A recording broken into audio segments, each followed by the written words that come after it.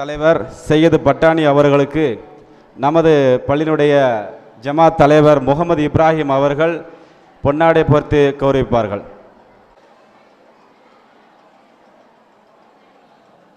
நாரே தக்பீர். வழங்குவதற்காக வருகை தந்திருக்கின்ற சென்னையில் இயங்கி வரும் ஜாமியா இல்மியா இஸ்லாமிய அறிவியல் மற்றும் ஆராய்ச்சி அரபிக் கல்லூரியினுடைய நிறுவனர் கலீல் அகமது முனீரி அவர்களுக்கு நமது ஜமாத்தினுடைய தலைவர் முகமது இப்ராஹிம் அவர்கள் பொன்னாடை போர்த்தி கௌரவிப்பார்கள். நாரே தக்பீர்.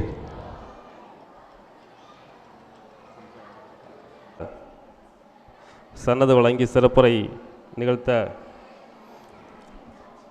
மௌலானா அல் ஹாஃபில் முனைவர் எம் கலீல் அகமது முனீரி, ஜாமியா இல்மியா இஸ்லாமிய அறிவியல் மற்றும் ஆராய்ச்சி கல்லூரி நிறுவனர் அவர்கள் வருகை தந்துள்ளார்கள். அவர்களை நமது நிகழ்ச்சிக்கு அழைப்பதற்காக ஒரு மாதத்திற்கு முன்பாகவே தொடர்பு கொண்டு அவரிடம் பேசி வருகிறேன். அப்பொழுது அவர்கள் தேதி பார்த்து சொன்னார்கள். ஒரு 4 நாளைக்கு முன்னாடி அவங்க சிங்கப்பூரில் ப்ரோக்ராம், அந்த ப்ரோக்ராம் முடிச்சுட்டு நான் சீக்கிரம் வந்துட்டோம்னா நான் வந்துடுறேன்னு சொன்னாங்க. அப்புறம் டேட்டை பார்த்துட்டு நான் முன்னாடியே வந்துடலாம் அப்படின்னு சொன்னாங்க. சரி ஓகே அப்படின்னு சொல்லியாச்சு. அப்புறம் மறுபடி ஃபோன் போட்டு பராத் இரவு முத நாள் இருக்குது, அதை முடிச்சுட்டு காலையில் தான் கிளம்பி என்னால் வர முடியும் அப்படின்னு சொன்னாங்க. சரி காலையில் கிளம்பி வரலாம் அப்படின்னு பார்த்தா சென்னையிலேருந்து காலையில் 5 மணிக்கு ட்ரெயின், இங்கே வந்து சேர்ந்தது 12:30 மணிக்கு வந்திருக்காங்க.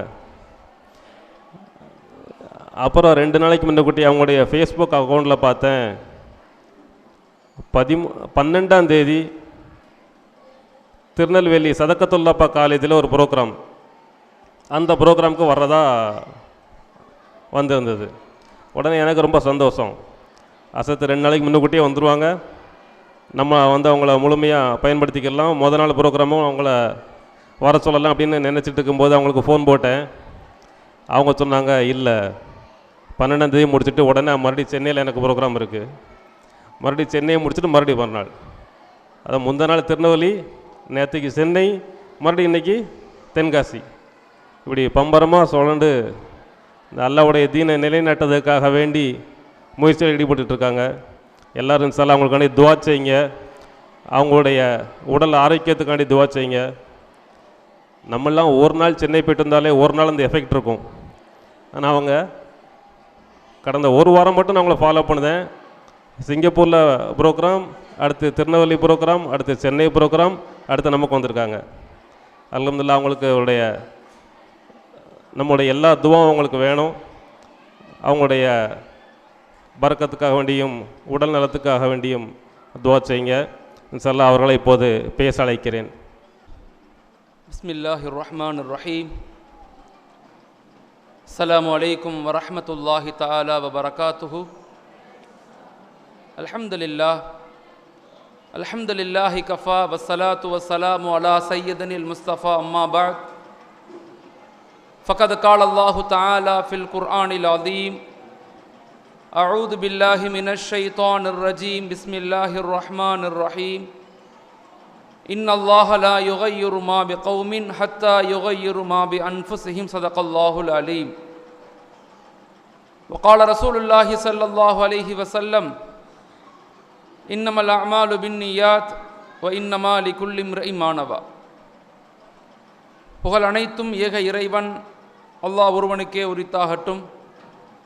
அவனுடைய அன்பும் சாந்தியும் சமாதானமும் உலகத்தில் உள்ள அனைத்து மக்களின் மீதும் உண்டாகட்டும். ஆமீன். மாஷா அல்லாஹ், ஒரு அற்புதமான ஒரு நல்ல நிகழ்வு. அல்லாஹு தாலா நம்முடைய எண்ணங்களை, நம்முடைய செயல்களை, நம்முடைய அமல்களை, நம்முடைய தான தர்மங்களை அல்லாஹ் ஏற்றுக்கொள்ளணும், கபூல் செய்யணும். எல்லா நிலையிலும் அல்லாஹ்விற்காக, அல்லாஹுடைய இறை தூதர் ஹஸரத் ரசூலுல்லாஹி ஸல்லல்லாஹு அலைஹி வஸல்லம் அவர்களுக்காக வாழ்ந்து மறையக்கூடிய பாக்கியத்தை அல்லாஹ் எனக்கும் உங்களுக்கும் தரணும்.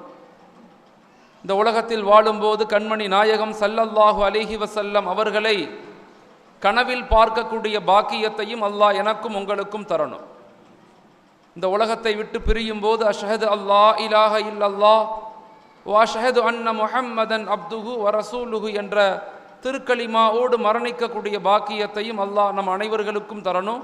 நம்முடைய வருங்கால சந்ததிகளுக்கும் நசில்களுக்கும் ஆக்கி அருளணும். மாஷா அல்லாஹ், இந்த நிகழ்வை நடத்தக்கூடிய இந்த ஜமாத், இதனுடைய தலைமை பொறுப்பை வகிக்கக்கூடிய மூத்தவங்க, இங்கே இருக்கக்கூடிய இமாம்கள், உஸ்தாதுகள், உஸ்தாபிகள் அனைவர்களுக்கும் அல்லாஹு தாலா அவர்களுடைய எண்ணங்களை செயல்களை பொருந்தி கொள்ளணும். அவங்கள வாழ்த்தி நான் துவா செய்ய விளைகிறேன். ஒரு சமூகத்தினுடைய வளர்ச்சியில் எல்லாத்தினுடைய பொறுப்புகளை கொண்டும் எல்லாரும் அவங்கவங்களுடைய வேலைகளை சரிவர செஞ்சால் மட்டும்தான் அடுத்த ஜெனரேஷனை நம்ம சரியான முறையில் உருவாக்க முடியும். இன்றைக்கி சமூகத்தில் பல சேவைகள் நடக்குது.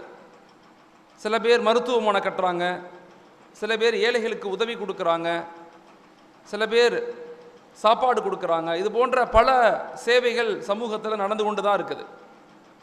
எல்லா சேவைகளை விட மிக முக்கியமான ஒரு சேவை, ஒரு பணி என்னன்னா, அடுத்த சமுதாயத்தை இந்த உலகத்தில் நம்ம எப்படி விட்டுட்டு போகிறோம், நம்முடைய வருங்கால ஜெனரேஷனை, நம்முடைய குழந்தைகளை எந்த மனநிலைகளில், எந்த பக்குவங்களில் நாம் இந்த உலகத்தில் விட்டுட்டு போகிறோம் அப்படிங்கிறது தான் நாம் செய்யக்கூடிய பணிகள்லேயே மிக முக்கியமான பணி.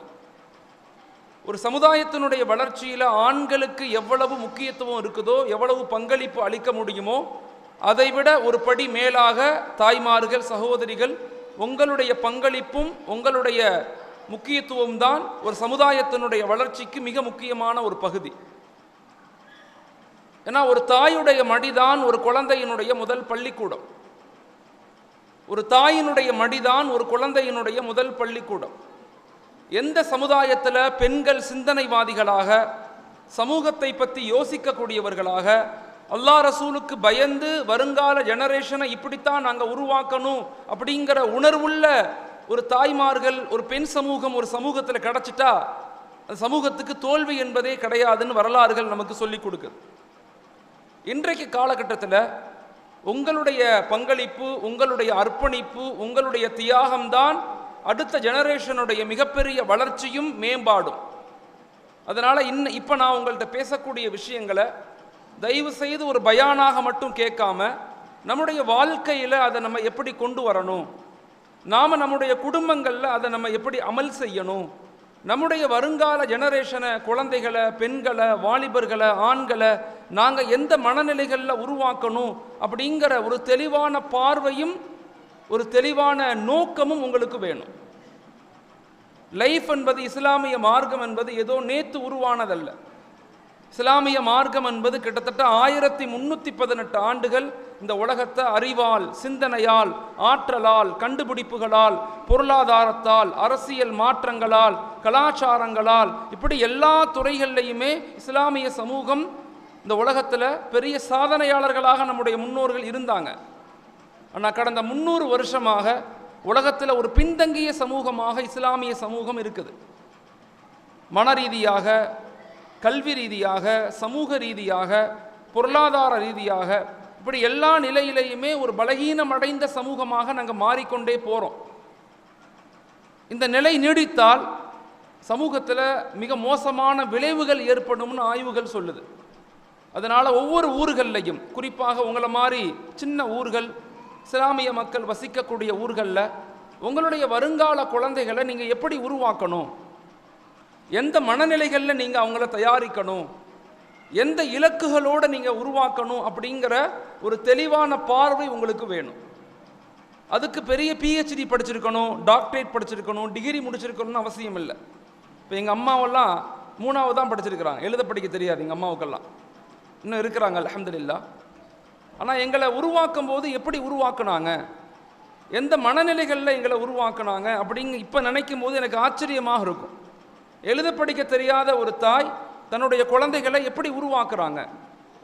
அப்போ பெரும் சமூக கட்டமைப்புக்கு பெருசாக படிச்சிருக்கணும், பெரிய டிகிரி வாங்கியிருக்கணும், பெரிய டாக்டராக இருக்கணும்னு அவசியம் இல்லை.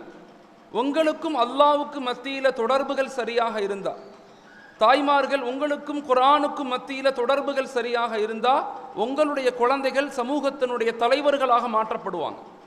முதல்ல அதை நீங்கள் ஆழமாக புரிஞ்சுக்கணும். அப்போ இன்னைக்கு காலகட்டத்தில் இந்த வருங்கால சமூகத்தை கட்டமைக்க வேண்டிய மிகப்பெரிய பொறுப்பு ஆண்களை விட பெண்கள் உங்களுக்கு தான் அதிகமாக இருக்கு. உங்களுடைய பார்வை, உங்களுடைய அன்பு, உங்களுடைய தியாகம், உங்களுடைய அல்லாஹுடைய துவா, இதை கொண்டு தான் உங்கள் ஜெனரேஷன், உங்கள் குழந்தைகள் எப்படி சமூகத்தில் இருக்க போகிறாங்கங்கிறத நீங்கள் தான் நிர்ணயிக்க முடியும். அப்போ இன்றைக்கி வருங்கால சந்ததிகளை உருவாக்கக்கூடிய நீங்கள் உங்கள் மனநிலைகள் எப்படி இருக்கணும், உங்கள் சிந்தனைகள் எப்படி இருக்கணும், உங்கள் பார்வைகள் எப்படி இருக்கணும், உங்களுடைய வாழ்க்கையினுடைய டே டு டே ஆக்டிவிட்டீஸ் எப்படி இருக்கணும் அப்படிங்கிறத நீங்கள் அண்டர்ஸ்டாண்ட் பண்ணி புரிஞ்சுக்கிட்டீங்கன்னா உங்களால் ஒரு பெரிய தலைவர்களை, பெரிய சிந்தனைவாதிகளை, பெரும் சமூக கட்டமைப்பு உங்களால் உருவாக்க முடியும். ஏன்னா ஒரு தனி மனிதனுடைய மாற்றம் தான் குடும்பங்களுடைய மாற்றம். பல குடும்பங்களுடைய மாற்றம் தான் ஒரு மஹல்லாவுடைய மாற்றம். பல மஹல்லாக்களுடைய மாற்றம் தான் ஒரு சமுதாயத்தினுடைய, ஒரு சமூகத்தினுடைய மாற்றம். அதனால் மாற்றம் என்பது நம்மிடத்திலிருந்து முதல்ல உண்டாகணும். நம்முடைய வீடுகளிலிருந்து ஒரு சேஞ்சஸ் உண்டாகணும். நம்முடைய வீடுகளிலிருந்து ஒரு இலக்குகளை நோக்கி பயணிக்கக்கூடிய பெண் சமூகமாக நாங்கள் மாறணும். அப்படி மாறினா மட்டும்தான் உங்களால் ஒரு வலிமையான சமூகத்தை உருவாக்க முடியும். இப்போ நம்ம என்ன செய்யணும், இதுக்கு நம்ம என்ன செய்யணும் அப்படின்னா, இன்றைக்கி காலகட்டத்தில் நம்முடைய குழந்தைகள் எப்படி உருவாகிறாங்க அப்படின்னு நீங்கள் தெரிஞ்சுக்கணும்.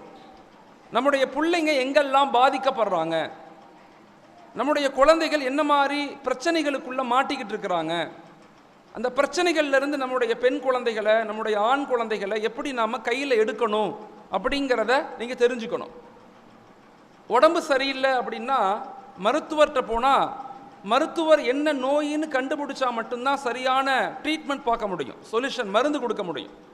நோய்களை கண்டறியாமல் மருத்துவம் செய்ய முடியாது.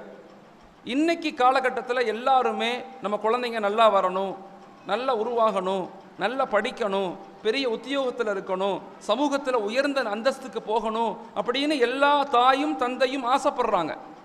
ஆனால் அதை வாழ்க்கையில் வீடுகளில் அதை கொண்டு வரப்படுதானா இல்லை.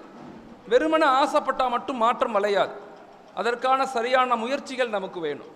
இப்போ இன்றைக்கி காலகட்டத்தில் நம்ம குழந்தைகள் என்ன மாதிரி பாதிப்பு அடைகிறாங்க, அவங்க எதிர்கொள்ளக்கூடிய ப்ராப்ளம்ஸ் என்ன, ஆய்வுகள் சொல்லுது.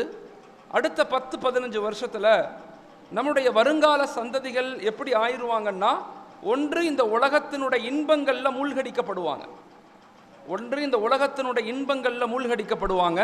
அல்லது இந்த உலகத்தினுடைய அதிகாரங்களை பார்த்து அடிமைகளாக மாற்றப்படுவாங்க. குரல் கொடுக்க முடியாது, உரிமைகளை கேட்க முடியாது, சுதந்திரங்களை பேச முடியாது. அப்படிப்பட்ட மனநிலைக்கு நம்ம குழந்தைங்க தள்ளப்பட்டுருவாங்க. அப்படி என்ன நடக்குதுன்னா, ஒன்று அவங்க எதிர்கொள்ளக்கூடிய பிரச்சனை என்னன்னா கல்ச்சரல் டிக்ளைன், கலாச்சார சீர்கேடு. இன்னைக்கு உலகம் எதிர்கொள்ளக்கூடிய மிக முக்கியமான ப்ராப்ளம் இது. Not only for Muslim community, முஸ்லீம்களுக்கு மட்டும் உண்டான ப்ராப்ளம்ஸ் அல்ல இது. உலகத்தில் படைக்கப்பட்ட, உலகத்தில் இருக்கக்கூடிய எல்லா மனித குலத்திற்கும் உண்டான மிகப்பெரிய ப்ராப்ளம் கல்ச்சரல் டிக்ளைன், கலாச்சார சீர்கேடு. அவங்க பார்க்குற படங்கள், நாடகங்கள், வெப் சீரியஸு, அவங்க யூஸ் பண்ணுற சோசியல் மீடியா, இதன் மூலமாக அவங்கள அறியாமையே அவங்க பாதிக்கப்படுறாங்க.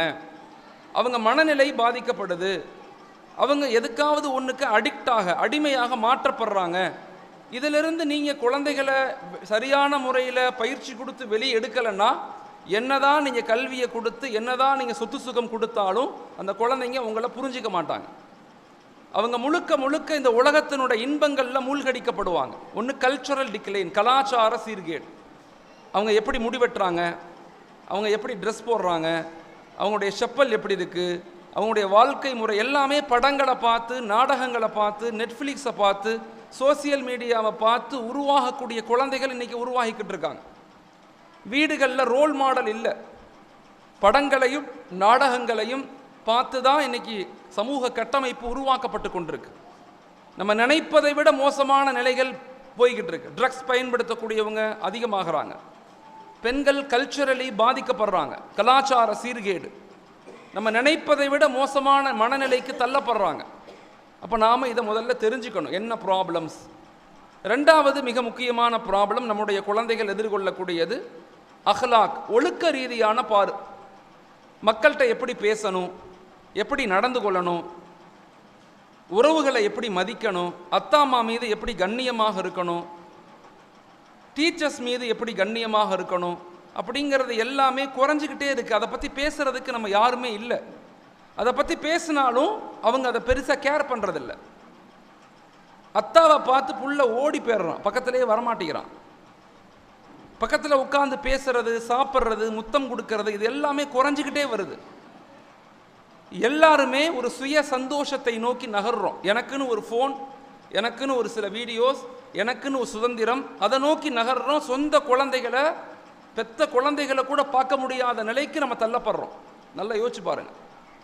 மிகப்பெரிய பலகீனத்துக்கு நம்ம உள்ளாக்கப்படுறோம். நம்மளை அறியாமையே அது நடக்குது. நம்மளை அறியாமையே நம்மளை நடக்குது. ஒரே கட்டிலில் படுக்கிறாங்க. அத்தா ஒரு பக்கெட்டு ஃபோன் பார்த்து படுத்திருப்பாரு, அம்மா ஒரு கட்டில் அந்த பக்கெட்டு ஃபோன் பார்த்து படுத்திருக்கும், புள்ள நடுவில் படுத்திருக்கும். நிறைய வீடுகளில் இன்னைக்கு டெக்னாலஜி வளர வளர ஒழுக்கம் சார்ந்த, அன்பு சார்ந்த, விட்டு கொடுத்தல் சார்ந்த, மன்னிப்பு சார்ந்த வாழ்க்கை முறை குழந்தைகளுக்கு கொடுக்கப்படுறதில்லை. வீடுகளில் 60% குடும்பங்கள் டிஸ்பியூட், பிரச்சனை நடக்குது. கணவனுக்கும் மனைவிக்கும் மத்தியில் சரியான அந்நியுன்யம் இல்லை. வீட்டில் இருக்கக்கூடிய மூத்தவங்களுக்கும் இளையவர்களுக்கும் மத்தியில் சரியான இணைப்புகள் குறைஞ்சு போகுது. நல்ல யோசிச்சு பாருங்க. நல்ல நீங்கள் ஆழமாக யோசிக்கணும். சிந்திச்சா மட்டும்தான் இதிலிருந்து நீங்கள் வெளிவர முடியும். வேக வேகமாக வாழ்க்கை போகுது, எங்கே போகுதுன்னு தெரியலை. காலைல எழுந்திரிச்சதுலேருந்து நைட்டு படுக்கிற வரைக்கும் வேலை செய்கிற மாதிரியே தெரியும். ஆனால் எதையாவது நம்ம சாதிச்சிருக்கிறோமானா ஒன்றுமே இல்லை. தயவு செய்து ரெண்டாவது நம்ம குடும்பங்களில் இருக்கக்கூடிய ப்ராப்ளம் ஒழுக்கம் ரீதியான, அன்பு ரீதியான, விட்டு கொடுத்தல், மன்னித்தல், பாசம். இன்னைக்கு அறிவு அதிகமாயிருச்சு, அன்பு குறைஞ்சிருச்சு. படிப்பு அதிகமாயிருச்சு, பாசம் குறைஞ்சிருச்சு. நிறைய படித்தவங்க தான் இன்னைக்கு நிறைய தவறுகள் செய்யக்கூடியவங்களாக மாறுறாங்க. அப்போ வாழ்க்கையினுடைய யதார்த்த நிலை என்ன, வாழ்க்கையினுடைய உண்மை நோக்கம் என்ன அப்படிங்கிறத நம்ம விளங்கலை.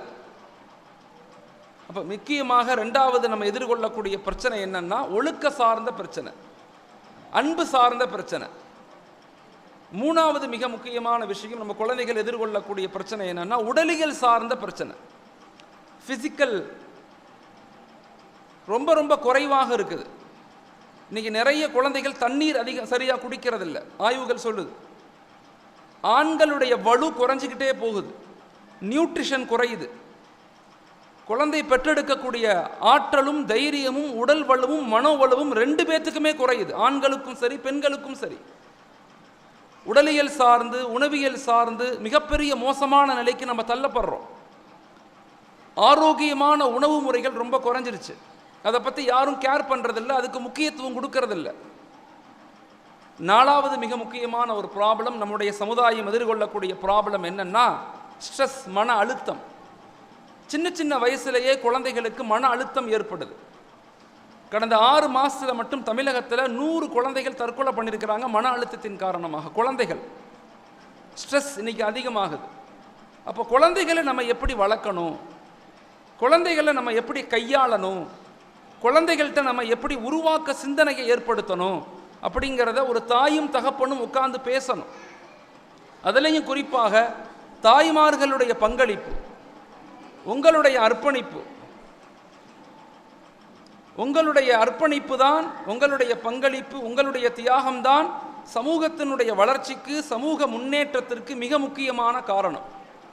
அதனால் வருங்கால சந்ததிகளை எப்படி உருவாக்கணும், 4 விஷயங்களை கொண்டு உருவாக்க முயற்சி செய்யுங்க. 4 விஷயங்களை அவங்கள்ட்ட கொண்டு போய் சேர்க்கறதுக்கு முயற்சி செய்யுங்க. 1, வலிமையான ஈமான உங்கள் குழந்தைகளுக்கு கொடுங்க. அதான் அடிப்படை. ஈமான் தான் நம்முடைய பாதுகாப்பு, ஈமான் தான் நம்முடைய முன்னேற்றம், ஈமான் தான் நம்முடைய எழுச்சி, ஈமான் தான் நம்முடைய வளர்ச்சி. ஈமானிய தொடர்பில்லாத எவ்வளவு நீங்கள் கல்வியை கொடுத்தாலும், ஈமானிய தொடர்பில்லாத, குர்ஆனுடைய தொடர்பில்லாத எவ்வளவு பெரிய கல்வி அதிகாரத்தை நீங்கள் கொடுத்தாலும் அது ஆற்றலாக உலகத்தில் மாறாது, மாறாக அழிவைத்தான் உலகத்தில் கொடுக்கும்.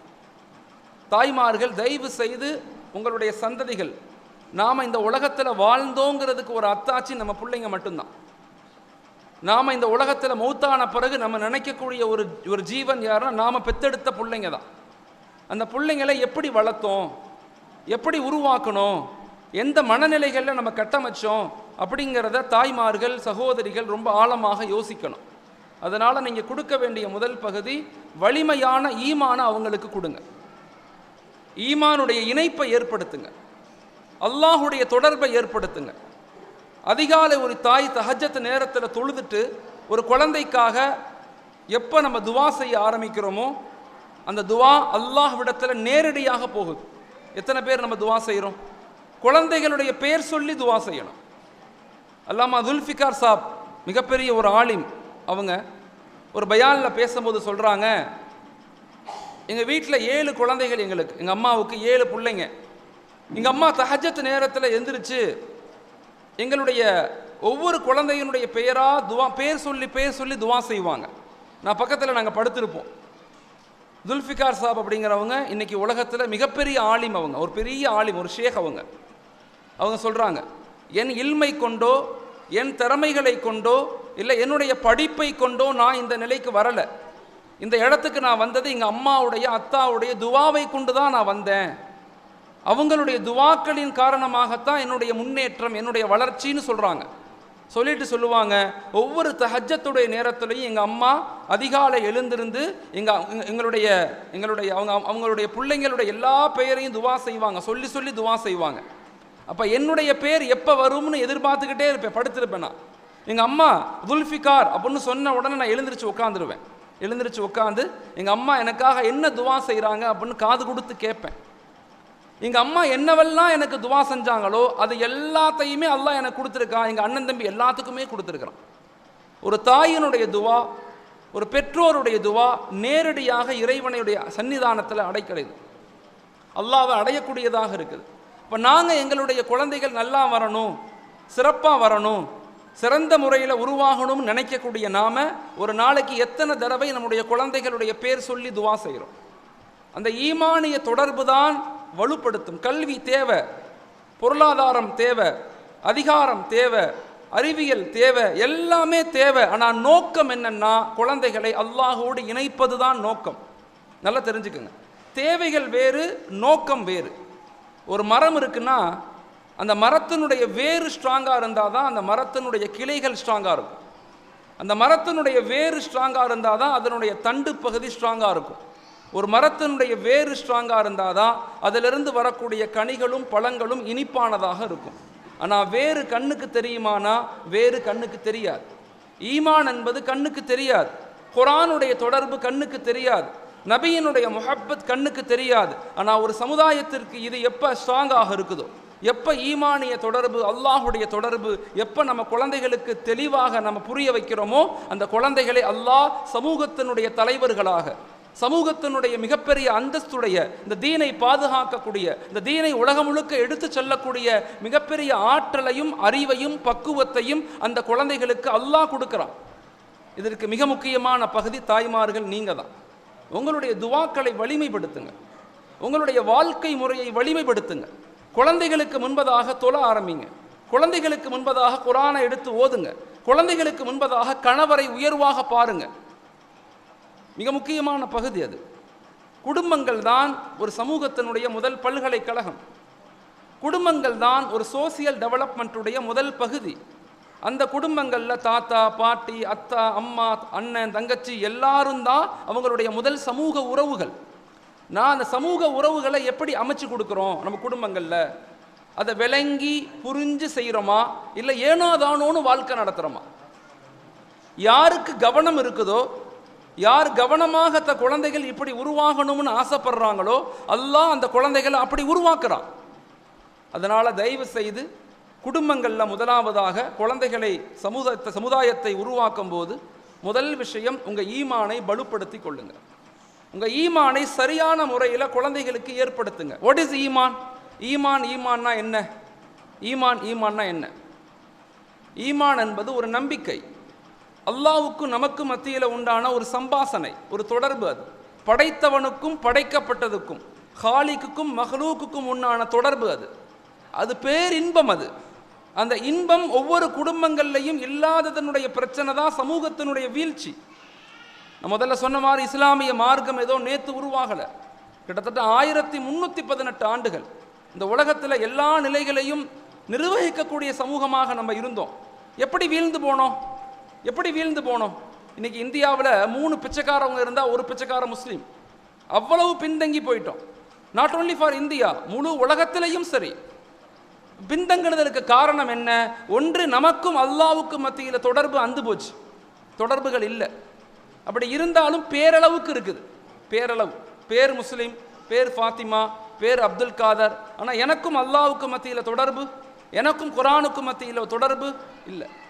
நம்முடைய முன்னோர்களுடைய சாதனைகளுடைய வெளிப்பாடு என்பது வெறுமன ஆயுத பலத்தை கொண்ட, ஆள் பலத்தை கொண்டோ, கல்வி பலத்தை கொண்டோ கிடையாது, ஈமானிய பலத்தை கொண்டு. அந்த ஈமானிய பலம்தான் நம்மளை எல்லா நிலையிலும் சமூக கட்டமைப்பை உருவாக்கக்கூடிய வலிமையான சமூகமாக மாற்றும். அதை குடும்பங்களில் கொண்டு வாங்க. எப்படி கொண்டு வர்றது? 4 விஷயங்களை வாழ்க்கையில் அமல்படுத்துவதை கொண்டு குழந்தைகளுக்கு நீங்கள் காட்டுங்க. ஒன்று தொழுகை, இபாதத். தொழுகைக்கு குழந்தைகளுக்கு முன்பதாக தொழ ஆரம்பிங்க. அம்மா எப்படி முறுக்கா போடுறாங்க, அத்தா எப்படி தொப்பி வைக்கிறாங்க, தாதா எப்படி பள்ளிவாசலுக்கு போகிறாங்க, தாதி எப்படி ஏழைகளுக்கு உதவி செய்கிறாங்க, இப்படி குழந்தைகளுக்கு ஈமானிய உணர்வுகளில் வீடுகள்லேருந்து கொடுக்கணும். நம்ம வீடுகள்லேருந்து கொடுப்பதை கொண்டு தான் சமூக மாற்றம் ஏற்படும். குழந்தைகளுக்கு முன்பதாக சண்டை போடுறது, அசிங்கமான வார்த்தைகளை பயன்படுத்துறது, இல்லை கணவன் மனைவி உறவு முறைகள் சரியில்லாமல் இருக்கிறது, குழந்தைகள் மனநிலை ரீதியாக பாதிக்கப்படுவாங்க. அவங்கள ஒரு எழுச்சி மிக்க சமூகமாக உங்களால் உருவாக்க முடியாது. அதனால் தயவு செய்து குழந்தைகளுக்கு, வருங்கால சந்ததிகளுக்கு நம்ம கொடுக்க வேண்டிய முதல் பகுதி வலிமையான ஈமான். அந்த வலிமையான ஈமானை கொண்டு தான் சமூகத்தினுடைய பிரச்சனைகளை எதிர்க்கக்கூடிய ஆற்றல் நமக்கு உண்டாகும். புஜபலமும் புத்தி பலமும் மட்டும் போதாது. உடல் வலிமை இருக்குது, நிறைய கல்வி இருக்குது, நிறைய பொருளாதாரம் இருக்குது, சமூகத்தை சாதிச்சிருவ முடியாது. ஆன்மீக பலம் வேணும், ஈமானிய வலு வேணும்.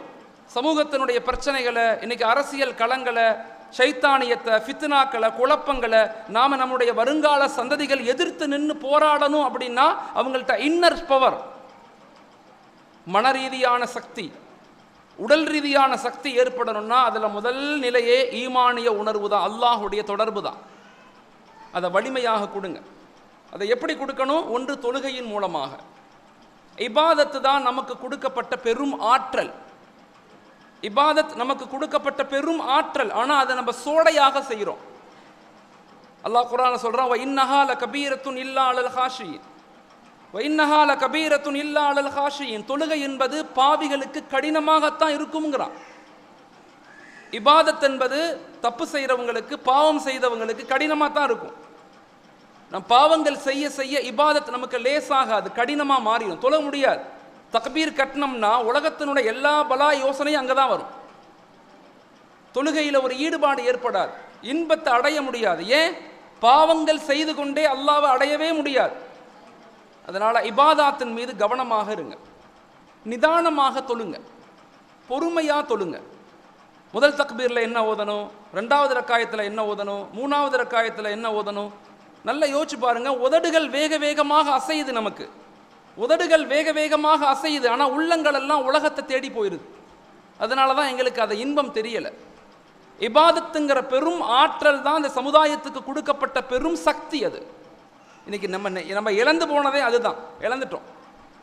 அதனுடைய சக்தி நமக்கு தெரியலை, அந்த இபாதத்தினுடைய ஆற்றல் நமக்கு புரியலை, அந்த இன்பம் நமக்கு தெரியலை. அதனால தயவு செய்து இபாதாத்தில் கவனமாக இருங்க. 2வது, வீடுகளில் குர்ஆன் ஷரீஃப் ஓதுங்க. குர்ஆன் என்பது நமக்கு கொடுக்கப்பட்ட முஅஜிஸா. நாங்கள் நபியை பார்க்கல, ரசூலை பார்க்கல, சஹாபாக்களை பார்க்கல, தாபியின்களை பார்க்கல, தபா தாபியின்களை பார்க்கல, நாங்கள் யாரையுமே பார்க்கல. நாங்கள் பார்க்குற ஒரு அதிசயம் குர்ஆன் மட்டும்தான். What is Quran? Quran is a conversation between அப்த் அண்ட் அல்லாஹ். அல்லாவுக்கும் அடியானுக்கும் மத்தியில் சம்பாசனை, ஒரு பேச்சு உரையாடல் தான் குர்ஆன். யோசிச்சு பாருங்க, என்னைக்காவது அப்படி யோசிச்சிருக்கோமா? என்னைக்காவது நம்ம அப்படி யோசிச்சிருக்கிறோமா? அல்ஹம்துலில்லாஹி ரப்பில் ஆலமீன், அல்லாஹ் நம்மள்ட்ட பேசுகிறான். அர் ரஹ்மானிர் ரஹீம், மாலிகி யௌமித்தீன், அல்லாஹ் நம்மள்ட்ட பேசுகிறான். இப்போ நாம் அல்லாஹ்ட்ட பேசுகிறோம். இய்யாக நஅபுது வ இய்யாக நஸ்தஈன் இஹ்தினஸ் ஸிராத்தல் முஸ்தகீம். நாமளும் அல்லாஹ்வும் பேசுறது தான் குர்ஆன். ஆனால் அப்படி நம்ம பார்வையில் குர்ஆனை பார்த்தோமா? அப்படி குர்ஆனை படிக்கிறோமா? அப்படி குர்ஆனை விளங்குறோமா? குர்ஆனுக்குன்னு சில கடமைகள் இருக்கு. நம்முடைய குழந்தைகளுக்கு சொல்லிக் கொடுக்கணும், பிலீவ் இட், அதை நம்பணும். ரீட் இட் அதை படிக்கணும், அண்டர்ஸ்டாண்ட் இட் அதை விளங்கணும், பாண்டர் இட் அதை ஆய்வு செய்யணும், ப்ராக்டிஸ் இட் அதை வாழ்க்கையில் அமல் செய்யணும், ஸ்ப்ரெட் இட் அதை மக்கள்கிட்ட கொண்டு போய் சேர்க்கணும். குர்ஆனுடைய 6 கடமைகள். இந்த கடமைகளை நம்ம செய்கிறோமா? சமூகம் பின்தங்கி போச்சு, சமூகம் வலுவிழந்து போச்சு, சமூகம் பலகீனமாகிருச்சு அப்படின்னு பேசுகிறோமே தவிர பலகீனத்துக்கான காரணம் என்ன? எங்கள்கிட்ட குர்ஆன் இருக்குது, எங்கள்கிட்ட அல்லாஹ் இருக்கிறான், எங்கள்கிட்ட நபியினுடைய வாழ்க்கை முறை இருக்குது. இவ்வளவும் இருந்தும் ஒரு சமூகம் பின்தங்கி போகுதுன்னா அது இஸ்லாமிய சமூகம் மட்டும்தான். நல்லா யோசிச்சு பாருங்க. தயவு செய்து குர்ஆனுடைய தொடர்பை குழந்தைகளுக்கு ஏற்படுத்துங்க. அடுத்த 10 வருஷத்தில் இந்த ஊரில் நம்ம எல்லாரும் முயற்சி செய்யணும். ஒரு குழந்தை கூட குர்ஆன் ஓத தெரியாத ஒரு குழந்தை கூட, ஒரு மனிதர் கூட இந்த ஊரில் இருக்கக்கூடாது அப்படிங்கிற உணர்வுகளோடு பயணிங்க. எங்கள் வீடுகளில் எல்லாரும் குர்ஆன் ஓதணும். நான் சமீபத்தில் சிங்கப்பூரில் ஒரு ப்ரோக்ராமில் கலந்துக்கிட்டேன். அதில் ஒரு ஃபேமிலி, மலாய் ஃபேமிலி, எனக்கு ஆச்சரியமாக இருந்துச்சு. அந்த ஃபேமிலிக்கு பேர் குர்ஆனிக் ஃபேமிலி. குர்ஆனிக் ஃபேமிலி எனக்கு ஆச்சரியமாக இருந்துச்சு. அந்த ஹஸ்பண்ட், அந்த ஒய்ஃப், அவங்களுக்கு 3 ஆண் குழந்தைகள், 4 பெண் குழந்தைங்க, மொத்தம் 7 குழந்தைங்க. சபைகளில் 7 பேரும் உட்கார்றாங்க. 7 பேரும் உட்காந்து முதல்ல அத்தா ஆரம்பிக்கிறார், குர்ஆனுடைய ஒரு ஆயத்தை அழகா ஓதுறார். அவர் ஓதுன உடனே அம்மா அந்த ஆயத்திலேருந்து அப்படியே அந்த அம்மா ஓதுது. அவங்க மனைவி ஓதனோடனே குழந்தைங்க ஆரம்பிக்கிறாங்க. ஆண் குழந்தைங்க, ஒரு குழந்தை ஆண் குழந்தை, ஒரு பெண் குழந்தை. அப்படியே குர்ஆனை மாஷா அல்லாஹ் கிட்டத்தட்ட ஒரு ஜுஸ்ஸை அந்த 7 பேருமே மிக அற்புதமாக, அந்த 7 குழந்தைகள், இவங்க 2 பேர், 9 பேரும் மிக அழகா ஓதுறாங்க. That is called Quranic family. அவங்க சொல்றாங்க, குர்ஆனுடைய தொடர்பு கிடைச்ச பிறகு எங்களுக்குள்ள மகிழ்ச்சி உண்டானுச்சு. என்னுடைய மனைவி என்னை மதிக்க ஆரம்பிச்சாங்க, என்னுடைய கணவர் என்னை மதிக்க ஆரம்பிச்சாங்க. எப்போ நாம அல்லாஹ்வை நேசிக்கிறோமோ, எப்போ அல்லாஹுடைய தொடர்பு நமக்கு ஏற்படுதோ, உலகம் எல்லாருமே நம்மளை மதிக்க ஆரம்பிப்பாங்க, நம்மளை நேசிக்க ஆரம்பிப்பாங்க, நம்மளை பார்த்தா ஒரு மரியாதை உண்டாகும். வீடுகளில் கணவர் மனைவிக்கு முன்னாடி குர்ஆன் எடுத்து ஓதணும். ஒரு மனைவி கணவருக்கு முன்னாடி குழந்தைகளுக்கு முன்பதாக குர்ஆனை எடுத்து வாசிக்கணும். இப்படி வாசிக்கும் போது வீடுகளில் ஒரு பரக்கத் உண்டாகும், ஒரு அமைதி உண்டாகும், ஒரு சந்தோஷம் உண்டாகும். முசீபத்து, பொறாமை, கடன் எல்லாம் நம்மள்கிட்ட விலகி போயிடும். அல்லாஹுடைய தொடர்பு கிடைக்கும் போது ஷைத்தான் நம்மளை விட்டு தூரமாகறான். இங்கே பல குடும்பங்களுடைய பல பிராபலத்துக்கு காரணம் ஈமானிய தொடர்பில்லாத குடும்பமாக நம்ம ஆறிக்கிட்டு இருக்கோம். காலையிலிருந்து தூங்குற வரையும் சண்டை தான், பிரச்சனை தான், எல்லாமே இருக்கும், ஆனால் நிம்மதி இருக்காது. சில குடும்பங்களில் நிம்மதி இருக்கிற மாதிரி தெரியும், ஒன்றுமே காசுக்கு வழி இருக்காது. இப்படி எல்லா நிலையிலும் நாங்கள் பாதிக்கப்படுவதின் காரணம் அல்லாஹுடைய தொடர்பை, நபியினுடைய தொடர்பை நம்ம இழந்து தான். இப்போ குடும்பங்களில் முதலாவதாக நம்ம கொடுக்க வேண்டியது வலிமையான ஈமான். அந்த வலிமையான ஈமானை கொடுக்கணும்னா முதலாவதாக நாம் இபாதாத்தின் மீது கவனம் செலுத்துங்க. 2வது அதிகமாக குர்ஆன் ஓதுங்க. 3வது வீடுகளில் திக்ருகள் செய்யுங்க. காலை மாலை திக்ருகள். சுபுகுக்கு பிறகு ஒரு 10 நிமிடம், அசருக்கு பிறகு ஒரு 10 நிமிடம். வாழ்க்கையை கொஞ்சமாவது நாம் ஒரு இலக்கை நோக்கி, நாம் இறைவனை அல்லாஹ்வை அடைவதற்கு முயற்சி செய்கிறேன் அப்படிங்கிற ஒரு கவனத்தோடு வாழ்க்கையில் பயணிங்க. நம்முடைய எல்லா தோல்விகளுக்கும் காரணம் என்னென்னா கவனக்குறைவு தான், கஃப்லத். அப்புறம் பார்த்துக்கலாம். ஆசை இருக்கும், உள்ளத்தில் ஆசை இருக்கும். பயான் கேட்கும்போது ஆஹா நம்ம இதை வீட்டில் செய்யணும்னு தோணும். ஆனால் வீட்டுக்கு போய் டிவி ஆன் பண்ணோடனே மறந்து போயிடும். வீடுகளில் போய் மொபைலை பார்த்து ஒரு ரீல்ஸ் எடுத்து பார்த்தோன்னே நம்ம என்னெல்லாம் கேட்டோமோ அதெல்லாம் மறந்து போயிடும். வாழ்க்கையில் சந்தோஷமாக இருங்க, எல்லா நிலையிலும் வாழ்க்கையில் இன்பமாக வாழுங்க. ஆனால் அல்லாஹ்வை மறந்துடாதீங்க. அல்லாஹ்வை மறந்துட்டீங்கன்னா அந்த வாழ்க்கை கடினமாக போயிடும், அழுத்தமாக போகும், பிரச்சனைகளாக மாறும். அதனால் தயவு செய்து அல்லாஹ் சொல்கிறான், நீ என்னிடத்துல வாங்குறான், ஃபதுஊனி அஸ்தஜிப் லக்கும், என்னிடத்துல கேளு, நான் உனக்கு பதில் சொல்கிறேங்கிறான். நம்ம கேட்க மாட்டேங்கிறோம். மனிதர்கள்ட்ட புலம்புறமே தவிர என்னைக்காவது அல்லாஹ்ட்ட புலம்புறோமா? யோசிச்சு பாருங்க. மனிதர்கள்ட்ட புலம்புவோம், அது சரியில்லை, இது சரியில்லை, வீட்டில் வருமானம் இல்லை, கணவர் சரியில்லை, புள்ள சரியில்லை, புலம்பிக்கிட்டே இருப்போம். ஆனால் என்னைக்காவது அல்லாஹ்ட்ட புலம்புறோமா? அல்லாஹ்ட்ட புலம்ப மாட்டோம், மனிதர்கள்ட்ட தான் புலம்புவோம். அதனால தான் நம்ம ஜெயிக்கவே முடியலை, நிம்மதியே நமக்கு இல்லை. அதனால் தயவு செய்து 3வது வீடுகளில் திக்ருகள் செய்யுங்க. அல்லாஹுடைய பெயரை மெதுவாக உச்சரிங்க, மெதுவாக உச்சரிங்க. நம்முடைய முன்னோர் பெண்கள்லாம் அப்படித்தான் இருந்தாங்க. இன்னைக்கு ஷுகுலாத்துகள், நிறைய வேலைகள் நமக்கு வந்த மாதிரி ஆயிடுச்சு. பிஸியாக இருக்கிற மாதிரியே தெரியுது, ஒன்றுமே நடக்க மாட்டேங்குது. நல்லா யோசிச்சு பாருங்கள். பிஸியாக இருக்கிற மாதிரியே இருக்கும், ஒன்றும் முன்னேற்றமும் இருக்காது. 4வது நிறைய துவா செய்யுங்க, அல்லாஹ்ட்ட கேளுங்க. அல்லாஹுடைய 4 வாக்குறுதி குர்ஆன் சொல்லுது, த ப்ரமிசஸ் ஆஃப் அல்லாஹ். குர்ஆன் நமக்கு 4 வாக்குறுதிகள் கொடுக்குது. ஒன்று, ல இன் ஷக்கர்தும் ல அஸீதன்னக்கும், எனக்கு நன்றி செலுத்துங்க நான் உங்களுக்கு அதிகப்படுத்துறேன்னு அல்லாஹ் சொல்கிறான். ல இன் ஷக்கர்தும் ல அஸீதன்னக்கும், எனக்கு நன்றி செலுத்துங்க நான் உங்களுக்கு அதிகப்படுத்துகிறேன். ரெண்டாவது, ஃபதுஊனி அஸ்தஜிபு லக்கும், ஃபதுஊனி அஸ்தஜிபு லக்கும், என்னிடத்துல கேளுங்க நான் உங்களுக்கு பதில் கொடுக்குறேன், ஒருபோதும் நான் மறுத்துற மாட்டேன். மூணாவது, ஃபதுக்குருனி அதுக்குருக்கும், நீ என்ன நினைங்க நான் உங்களை நினைக்கிறேன்னு சொல்கிறான் அல்லாஹ். நீ என்ன நினை, என்னை பற்றி யோசி, என்னுடைய பெயரை நீ உச்சரி, நான் உன்னை பற்றி யோசிப்பேன், உன்னை கைவிட்டுற மாட்டேன். நாலாவது சொல்கிறான், இன் தன்சுருல்லாஹ என்சுருக்கும், இனி எனக்கு உதவி செய் நான் உனக்கு உதவி செய்கிறேன். என்னுடைய படைப்புகளுக்கு, இல்லாதவர்களுக்கு, ஏழைகளுக்கு, கஷ்டப்படக்கூடிய மக்களுக்கு நீ உதவி செய், நான் உனக்கு உதவி செய்கிறேன். இன் தன்சுருல்லாஹ என்சுருக்கும். அல்லாஹ் தன்னுடைய வாக்குறுதியை மீற மாட்டான். அதனால் குடும்பங்களில் ஈமானிய தொடர்புகளை முதல்ல ஏற்படுத்துங்க. அந்த ஈமானிய தொடர்புகள் தான் ஒரு வலிமையான சமூகத்தை நம்மளால் உருவாக்க முடியும். அதுதான் வேர், அதுதான் ரூட் காஸ். அந்த ரூட் காஸ் கண்ணுக்கு தெரியாது. ஒரு மரத்தினுடைய வேறு யாராலும் பார்க்க முடியாது. ஆனால் வேறு ஸ்ட்ராங்காக இருந்தால் தான் ஒரு மரம், ஒரு விருட்சம் சரியாக இருக்கும். அதுபோல தான் நம்முடைய வாழ்க்கை.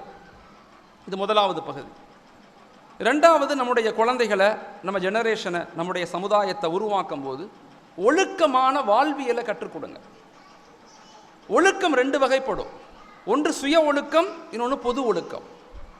சுயமாக தன்னைத்தானே சுய கட்டுப்பாடு உள்ள குழந்தைகளை உருவாக்குங்க, யோசிக்க செய்யுங்க.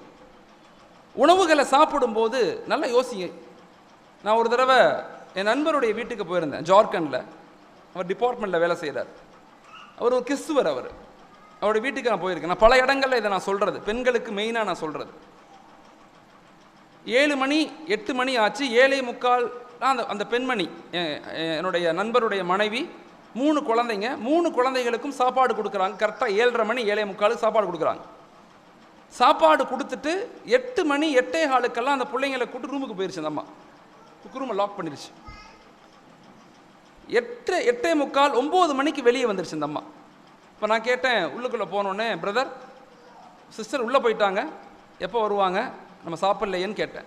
அப்போ சொன்னேன், அஹ்மத், என் ஃபேமிலியுடைய மாடல், நாங்கள் பின்பற்றக்கூடிய முறை என்னென்னா 7:45 8 மணிக்கு குழந்தைங்க சாப்பிடணும், 8:30 மணி 9 மணிக்கெல்லாம் தூங்கிடணும், அதிகாலை 4 மணிக்கு எழுந்திரிக்கணும். இதுதான் எங்களுடைய குடும்பத்தினுடைய மாடல். ஒரு புள்ள சின்ன 8வது படிக்குது, அது ஐஐடிக்கு ப்ரிப்பேர் பண்ணுது அந்த குழந்தை. 2வது 7வதோ 6வதோ படிக்குது அந்த குழந்தை. இப்போயே யூபிஎஸ்சிக்கு ப்ரிப்பரேஷனில் இருக்குது. நம்ம எத்தனை மணிக்கு குழந்தைகளை தூங்க வைக்கிறோம் யோசிச்சு பாருங்கள். 10 மணி 11 மணி 12 மணிக்கு தூங்க வைக்கிறோம். 12 மணி. எத்தனை மணிக்கு காலையில் எழுந்திரிக்க வைக்கிறோம்? ஒரு சமூக மாற்றம் என்பது வீடுகளிலிருந்து தான் உருவாகும். இதை நம்ம சொல்ல முடியலை. தாய்மார்கள், சகோதரிகள், என் வயதுள்ள இளம் பெண்கள், தயவு செய்து யோசிச்சு பாருங்கள். உங்களை கொண்டு தான் ஒரு சமூக கட்டமைப்பு இருக்குது. வயதானவங்களை விட்டுருங்க, அவங்களுடைய மனநிலைகள் அல்ஹம்துலில்லாஹ். உங்களுடைய காலங்களை யோசிச்சு பாருங்கள். உங்களுடைய வருங்கால சந்ததிகள் எப்படி உருவாக்கப்பட்டு கொண்டு இருக்கிறாங்க, எந்த மனநிலைகளில் உருவாக்கப்படுறாங்க.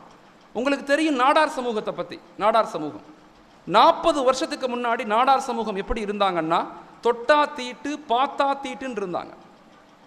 அவங்க ஆண்கள் செருப்பு போடக்கூடாது, தோளில் துண்டு போடக்கூடாது, அவங்களுடைய பெண்கள் மேலாடை போடக்கூடாது, இப்படி தான் இருந்தாங்க. ஆனால் இன்னைக்கு இந்திய வளர்ச்சியில் 50%க்கு காரணம் நாடார் சமூகம். தமிழகத்தில் மட்டும் 2000க்கும் மேற்பட்ட பள்ளிக்கூடங்கள் நடத்துகிறாங்க, அவ்வளவு கல்லூரிகள் நடத்துகிறாங்க, engineering college, arts and college நிறைய நடத்துகிறாங்க, மெடிக்கல் எல்லாம் நடத்துகிறாங்க. 40 வருஷத்துக்கு முன்னாடி எப்படி இருந்தாங்க? அப்போ அவங்களுடைய சபையில் ஒரு மீட்டிங்கில் நான் கலந்துக்கிட்டேன். அப்போ ஒரு நண்பர் ஒருத்தவர் பேசினவர் சொன்னார், அஹ்மத், எங்கள் நாடார் சமூகத்தினுடைய வளர்ச்சியின் காரணம் தெரியுமான்னு கேட்டார். சொல்லுங்கள் பிரதர், எப்படி? கடந்த 40 வருஷமாக எங்களுடைய தாய்மார்கள் அதிகாலை 4 மணிக்கு எழுந்திருப்பாங்க. எங்கள் அம்மாக்கள்லாம் 4 மணிக்கு எழுந்திருப்பாங்க. 4 மணிக்கு எழுந்திருச்சு, அவங்களும் எழுந்திருச்சு எங்களுக்கு டீ போட்டு கொடுத்து எங்களை உட்கார வச்சு படிக்க வைப்பாங்க. எங்கள் அம்மாவுக்கு எழுத படிக்க தெரியாது. எங்கள் அம்மா கல் உடைக்கிற வேலை செஞ்சாங்க, கல் உடைக்கிற வேலை.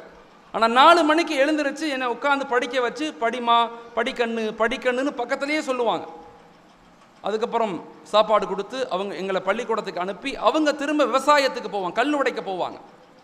கல் உடைச்சிட்டு திரும்பி 3 மணிக்கெல்லாம் வீட்டுக்கு வரணும். வந்து எங்களுக்கு சமைச்சு கொடுத்து நாங்கள் ஸ்கூல்லேருந்து வந்த பிறகு திரும்ப எங்களை படிக்க சொல்லுவாங்க. எங்கள் அம்மாவுடைய கையை பாருங்கன்னு ஃபோட்டோ எடுத்து காட்டினார். அவங்க அம்மா கை ஃபுல்லே காப்பு காய்ச்சிருக்கு. நான் இப்போ டாக்டராக இருக்கேன், ஒரு மிகப்பெரிய சர்ஜன்னா, ஒரு சாதாரண கல் உடைக்கிற ஃபேமிலியிலேருந்து வந்தவன்னா. கடந்த 40 வருஷமாக எங்கள் தாய்மார்கள், எங்களுடைய பெண்களுடைய தியாகம்தான் எங்கள் சமூகத்தினுடைய வளர்ச்சியின் காரணம். தயவு செய்து தியாகம் செய்யுங்க. வாழ்க்கையினுடைய இன்பங்களில் மூழ்காதீங்க. இந்த படங்கள், சோசியல் மீடியா, உலகத்தினுடைய ஆசைகளில் மூழ்கிறாதீங்க. தேவைதான், எல்லாமே தேவை. ஆனால் எதுக்குள்ளேயும் மாட்டிக்காதீங்க. உங்கள் வருங்கால குழந்தைகளை எப்படி உருவாக்கணும்னு யோசிக்க ஆரம்பிங்க. உங்கள் வீடுகள்லேருந்து டாக்டர்ஸ் உருவாகணும், உங்கள் வீடுகள்லேருந்து பெரிய கலெக்டர்ஸ் உருவாகணும், உங்கள் வீடுகள்லேருந்து பெரிய முஃப்திகள், ஆலிம்கள், ஹாஃபிஸுகள் உருவாகணும், உங்கள் வீடுகள்லேருந்து பெரிய ஜட்ஜுகள் உருவாகணும். அப்படிங்கிற உணர்வுகளை உள்ளத்தில் சுமந்து கொள்ளுங்க. அப்படிப்பட்ட ஒரு பார்வையில் குழந்தைகளை பார்க்க ஆரம்பிங்க. அதற்கு 2வது மிக முக்கியமான விஷயம் ஒழுக்கம் சார்ந்த வாழ்வியல், சுய கட்டுப்பாடான வாழ்வியல், மனிதர்களை நேசிக்கக்கூடிய, அன்பு செலுத்தக்கூடிய, எல்லாத்தையும் மன்னிக்கக்கூடிய, எல்லாத்தின் மீது அன்பு செலுத்தக்கூடிய வருங்கால சமுதாயத்தை உருவாக்க முயற்சி செய்யுங்க. கவனிங்க, குழந்தைகள் மீது கவனம் செலுத்துங்க. ஒரு சிறந்த குழந்தையை உருவாக்கணும்னா அதுக்கு பேர் 4A ஃபார்முலான்னு சொல்கிறாங்க உளவியல். இதை ஒவ்வொரு தாய்மார்களும் பின்பற்றணும்னு சொல்கிறாங்க. இதுக்கு பேர் 4A ஃபார்முலா. 1, அட்டென்ஷன். குழந்தைகள் மீது கவனம் செலுத்துங்க. அவங்க எங்கே போகிறாங்க, யார்கிட்ட பேசுகிறாங்க, நண்பர்கள் யார், பள்ளிக்கூடங்கள் எங்கே இருக்குது, அவங்க பேக்கில் என்ன வச்சுருக்கிறாங்க, தயவு செய்து செக் பண்ணுங்க, பாருங்க. சந்தேகத்தோடு இல்லை, அந்த குழந்தைகளை சரியான முறையில் உருவாக்கணும்னு சொல்லி. கவனம் தான் மிக முக்கியமானது. கண்டுகொள்ளாமல் விட்டுறாதீங்க. அப்புறம் தப்பான பிறகு, எதிலையாவது மாட்டிக்கிட்ட பிறகு, மோசமான விளைவுகளுக்கு பிறகு என்னதான் நீங்கள் வருத்தப்பட்டு அழுதாலும் எந்த புண்ணியமும் இல்லை. குழந்தைகளை கண்காணிங்க. கவனம். பொம்பளை பிள்ளைக்கும் சக்கரா சண்டை மாதிரி இருக்கும், மாமனார் மாமியார் மாதிரி, மாமியார் மருமக மாதிரி சண்டை. நிறைய கவுன்சிலிங் என்கிட்ட வர்றாங்க. சின்ன பிள்ளைங்க, சின்ன பிள்ளைங்க, 10 வயசு, 12 வயசு, 15 வயசு பிள்ளைங்க அம்மா கூட இணைந்து போகிறதில்லை. இந்த அம்மா என்ன செய்யுது, அந்த குழந்தைங்கள்ட்ட எப்படி நடந்து கொள்கிற தெரியாமல் நடந்து கொள்கிறது. ஒரு குழந்தை சொல்லுது, எனக்கு எங்கள் அம்மாவுக்கு 2வது புள்ள பிறந்த பிறகு என்னை கண்டுக்கிறதே இல்லை, என்னை கேர் பண்ணுறதே இல்லை, எனக்கு முத்தம் கூட கொடுத்ததில்லை. 15 வயசு குழந்தை சொல்லுது, முத்தம் கொடுக்கல. குழந்தைகளுக்கு முத்தம் கொடுங்க, தோள் மேலே கை போடுங்க. ஒரு சமூக கட்டமைப்பு உருவாக்கணும்னா சரியான அன்பு சரியாக ஷேர் ஆகணும், அன்பை வெளிப்படுத்தணும், அஃபெக்ஷன். 3வது அப்ரிசியேஷன். அடிக்கடி குழந்தைகளை பாராட்டுங்க. வீட்டில் உள்ள கணவரை பாராட்டுங்க, கணவர் மனைவியை பாராட்டுங்க, பாராட்ட பழகுங்க. வீடுகளில் பாராட்டுதல் அப்படிங்கிற ஒரு தன்மையை வெளிப்படுத்துங்க. இன்னைக்கு யாரையும் கண்டுகொள்றதே இல்லை. அதனால தான் நமக்குள்ள அன்பு, விட்டு கொடுத்தல், பாசம், இரக்கம், மன்னித்தல் எதுவுமே செத்து போச்சு, எல்லாம் செத்துருச்சு. ஏன்? எல்லாரும் ஓடிக்கிட்டே இருக்கிறோம், எதையாவது பார்த்துக்கிட்டே இருக்கோம், சும்மாவே நம்மளால இருக்க முடியல, எதையாவது நோண்டிக்கிட்டே தான் இருக்கிறோம். 5 நிமிடங்கள் கூட சும்மா இருக்க முடியல நம்மளால. அதான் நம்முடைய பலகீனம். அதனால் தயவு செய்து 3வது அப்ரிசியேஷன், பாராட்ட பழகுங்க. ஒரு குழந்தையோட ட்ரெஸ்ஸை பாராட்டுங்க. ஸ்கூல் விட்டு வந்த பிறகு, உன் ட்ரெஸ் இன்னைக்கு நீட்டாக இருக்கே, உன் ஷூ எடுத்து அழகாக வச்சிருக்கியே, இப்படி கரெக்டாக இருக்கிற நீ, வெரி குட் அப்படின்னு சொல்லுங்க. சமீபத்தில் என் குழந்தை, என்னுடைய 2வது குழந்தை, பெண் குழந்தை கேட்குறாங்க, அதான் நீங்கள் முன்னாடியெல்லாம் என்னை பார்த்து அடிக்கடி வெரி குட்னு சொல்லுவீங்க, இப்போ நீங்கள் சொல்கிறதே இல்லை. எப்போ நீங்கள் வெரி குட்னு சொல்கிறீங்களோ ஐ ஃபீல் வெரி ஹாப்பி. நீங்கள் சொல்லும் போது எனக்கு சந்தோஷமாக இருக்கும். நீங்கள் சொல்லலை என்னை பார்த்து ரொம்ப நாளாக, நான் சாரி கேட்டேன், ரியலி சாரி, மன்னிச்சிருப்பா, நான் மறந்துட்டேன், இனிமேல் சொல்கிறேன். சிரிக்கிறா என் பொண்ணு, சிரிப்பா என்னை பார்த்து. அப்போ அந்த அஃபெக்ஷன், அந்த இணைப்பு, அந்த பாராட்டுதல் தேவைப்படுது குடும்பங்களில். யாரை பாராட்டுவா? நம்ம குடும்பங்கள், நம்ம கணவரை, நம்ம மனைவியை, நம்ம பிள்ளைய, நம்ம வீட்டில் இருக்கக்கூடியவங்க நம்மளே பாராட்டாமல் விட்டுட்டா யார் தான் பாராட்டுறது? குறைகளை மட்டும் வேகமாக சொல்லுவோம். உன்னை பெற்றதுக்கு உங்கள் அத்தா மாதிரியே பிறந்திருக்கிறார் சொல்லிடுவோம், இப்படி வேகமாக சொல்லுவோம். ஆனால் அந்த குழந்தை நல்லது செய்யும் போது பாராட்ட மாட்டோம். ஏதாவது நல்லது செய்யும் போது உங்கள் அத்தா மாதிரி இருக்குன்னு சொன்னதே கிடையாது. நம்ம தப்பு செய்யும் போது மட்டும்தான் அத்தா மாதிரி இருக்குன்னு சொல்லுவோம். நம்முடைய பழக்க வழக்கங்கள், அதை மாற்றிக்கொள்ளணும். குடும்பம், வாழ்க்கை என்பது வெரி ஷார்ட். முன்னாடியெல்லாம் மவுத்துங்கிறது ரொம்ப தூரமாக இருக்கும், யாராவது மவுத்தாகி கேள்விப்படுவோம் முன்னாடியெல்லாம். இப்போல்லாம் அப்படி இல்லை, மவுத் வெரி ஷார்ட் ஆயிடுச்சு. நேற்று பேசுகிறோம், இன்றைக்கி மவுத்தாக போயிடுறாங்க. வெரி நெருங்கிருச்சு. கியாமத்துடைய நெருக்கம் ரொம்ப அதிகமாயிருச்சு. நபி சொன்னாங்க, கியாமத்து நெருக்கத்தில் உலகம் எப்படி இருக்கும்னு சொன்னால், அஷ்ஷஹர் செல்லும். அஷ்ஷஹரி கல் உஸ்பு இ, ஒரு மாதம் என்பது ஒரு வாரத்தை போல வேகமாக செல்லும். அல் உஸ்பு இ கல் யூமி, ஒரு வாரம் என்பது ஒரு நாளை போல வேகமாக செல்லும். அல் யூமி கஸ்ஸா, ஒரு வாரம் என்பது, ஒரு நாள் என்பது ஒரு மணி நேரத்தை போல வேகமாக சொல்லும். இந்த ஹதீஸை நான் 17வது வயதில் படிக்கிறேன். எனக்கு வயது இப்போ 39, 40 வயசு ஆயிடுச்சு. நான் படிக்கும்போது நான் பார்க்கும்போது எனக்கு ஆச்சரியம், இந்த மணி எப்படி வேகமாக ஓடும், எப்படி ஓடும், வாட்செல்லாம் ஒரே மாதிரி தானே இருக்குது, என்ன ஹதீஸ் இப்படி இருக்குது. ஆனால் இன்றைக்கி நம்ம எல்லாரும் உணர்கிறோம், காலங்கள் மிக வேகமாக போகுது, நம்ம நினைப்பதை விட வேகமாக போகுது, நினைப்பதை விட வேகமாக. அதனால் தயவு செய்து குழந்தைகளை பாதுகாத்து கொள்ளுங்கள், குழந்தைகளுக்கு சரியான ஒழுக்கமான வாழ்வியலை கொடுங்க. 4வது குழந்தைகளை சரி செய்யணும்னா 4வது அக்செப்டன்ஸ், ஏற்றுக்கொள்ளுங்க. நமக்கு கிடைச்சது தான் உலகத்தில் சிறந்ததுங்கிற மனப்பக்குவத்துக்கு வாங்க. இல்லாத ஒன்று கிடைக்காத ஒன்று நினச்சி வாழ்க்கையை நரகமாக மாற்றிக்கொள்ளாதீங்க. நான் அப்படி வாழ்ந்திருக்கலாம் இப்படி வாழ்ந்திருக்கலாம் அப்படி நினைக்கக்கூடாது. நமக்கு எது கிடைச்சிருக்கோ அது சிறந்தது, நமக்கு எது கொடுக்கப்பட்டிருக்கதோ அதுதான் நல்லது அப்படிங்கிற மனநிலைக்கு எப்போ நம்ம வர்றோமோ வாழ்க்கை நிம்மதியாக சந்தோஷமாக இருக்கும். தாய்மார்கள் இதை ரொம்ப ஆழமாக யோசிக்கணும். அதனால் ஒழுக்கமான வாழ்வியலுடைய குழந்தைகள் உருவாக்கப்படணும்னா இந்த 4 நிலைகளில் பெற்றோர்கள் கவனமாக இருக்கணும். 1 அட்டென்ஷன், கவனமாக இருங்க. 2வது அப்ரிசியேஷன், அடிக்கடி பாராட்டுங்க. 3வது அஃபெக்ஷன், அன்பை வெளிப்படுத்துங்க. 4வது அக்செப்டன்ஸ், குழந்தைகளை ஏற்றுக்கொள்ள பழகுங்க. எல்லா குழந்தையும் ஒரே மாதிரி இருக்காது, கம்பேர் பண்ணாதீங்க. ஒவ்வொரு குழந்தையும் வேறு வேறு மாதிரி தான் இருக்கும். சமீபத்தில் ஒரு இடத்துல கவுன்சிலிங்கில் பேசும்போது ஒரு பையன் சொல்கிறான், எங்கள் அத்தா எப்போ பார்த்தாலும் எகுத்த வீட்டு பையனையே கம்பேர் பண்ணுவார் என்னைய. எகுத்த வீட்டு பையன் அவன் பார்த்தீங்கன்னா 10th அவ்வளோ மார்க் எடுத்துட்டான், இவ்வளோ மார்க் எடுத்த, அவன் +2 அவ்வளோ மார்க் எடுத்தான், இவ்வளோ மார்க் எடுத்த. இப்போ இந்த பையன் அந்த அத்தாட்ட கேட்டிருக்கான், அந்த பையன் அத்தா டெப்டி கலெக்டராக இருக்காரு. டெப்டி கலெக்டராக இருக்கா? இல்லை. அந்த பையன் அத்தா டெப்டி கலெக்டராக இருக்கார். நீ என்ன செய்கிற? பழக்கடையில் வேலை செய்கிற. குழந்தைகள் வாழ்க்கை என்பது எது எது எப்படி எப்படி இருக்கோ அது அப்படித்தான் இருக்கும்.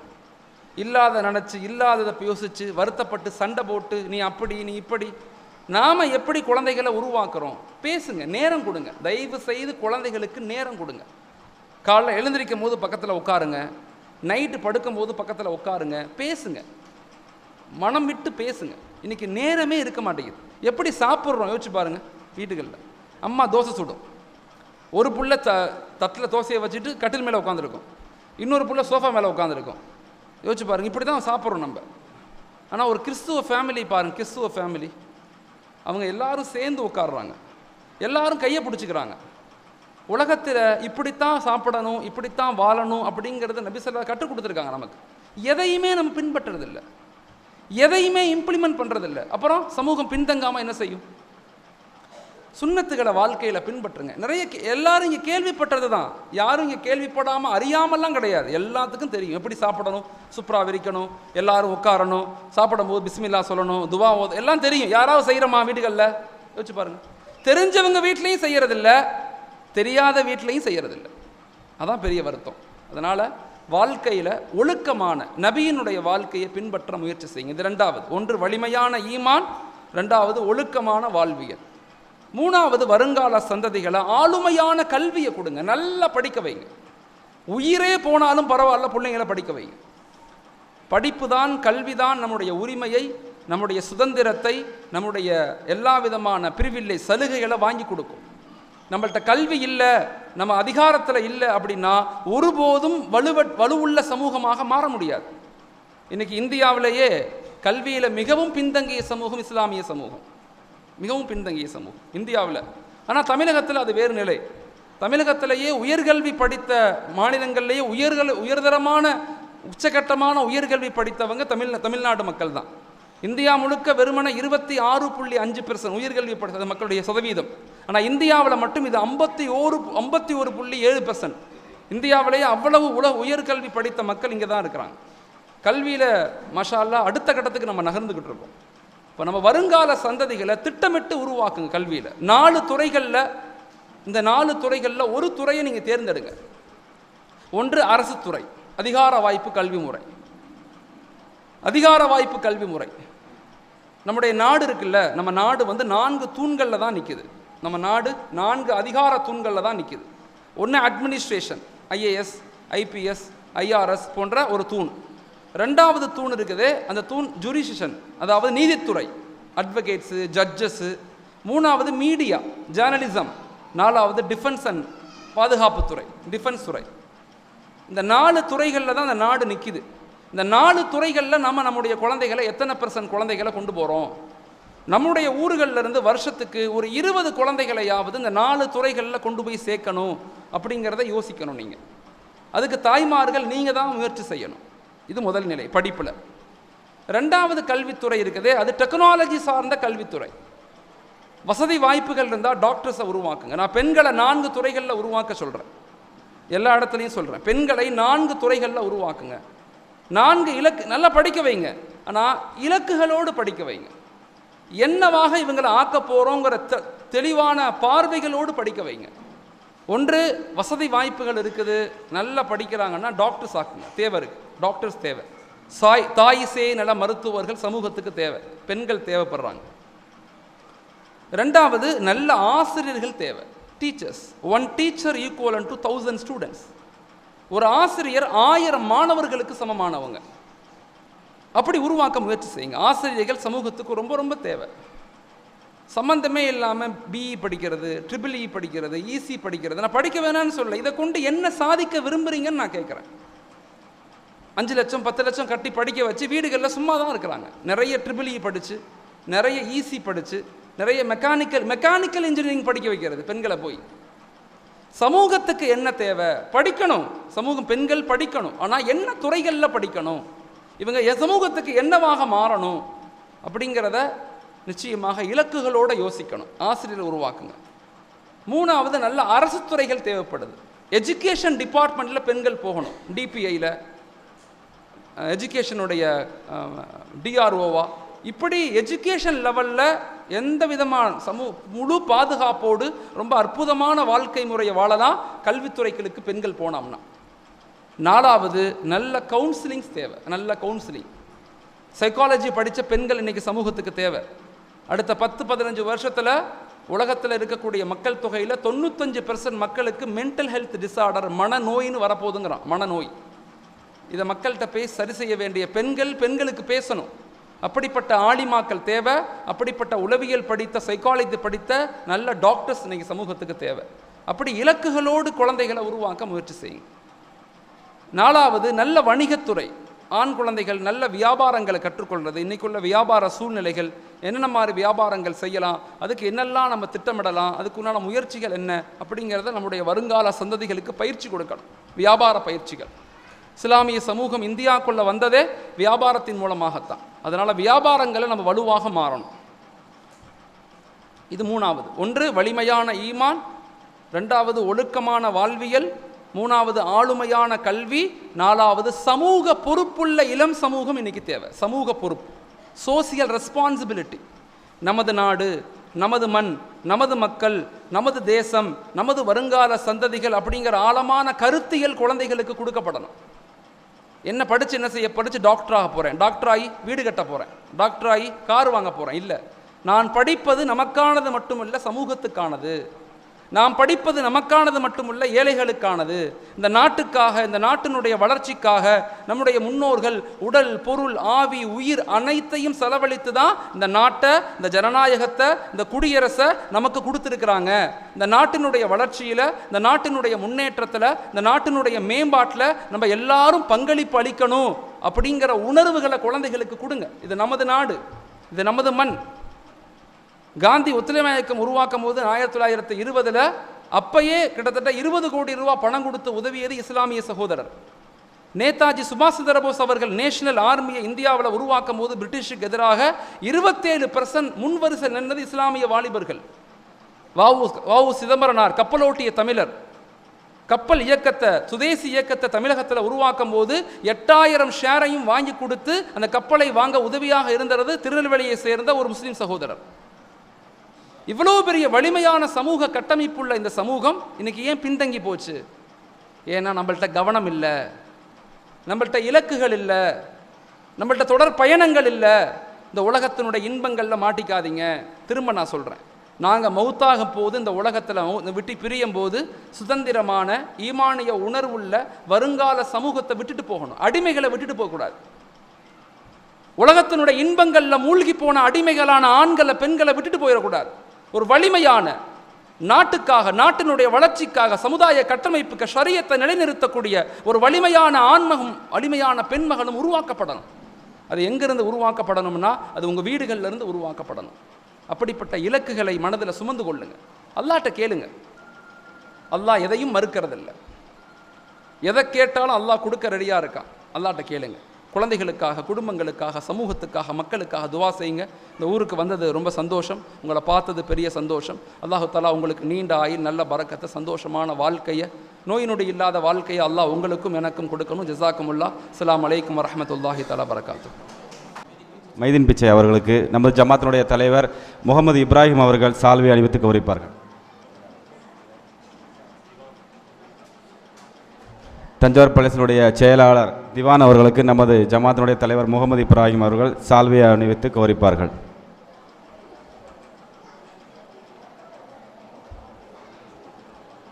சிறப்பாக ஒரு பயானும் நமக்கு ஒரு வாழ்க்கைக்கு தேவையான ஒரு கிளாஸும் எடுத்திருக்காங்க. அல்ஹம்துலில்லாஹ்.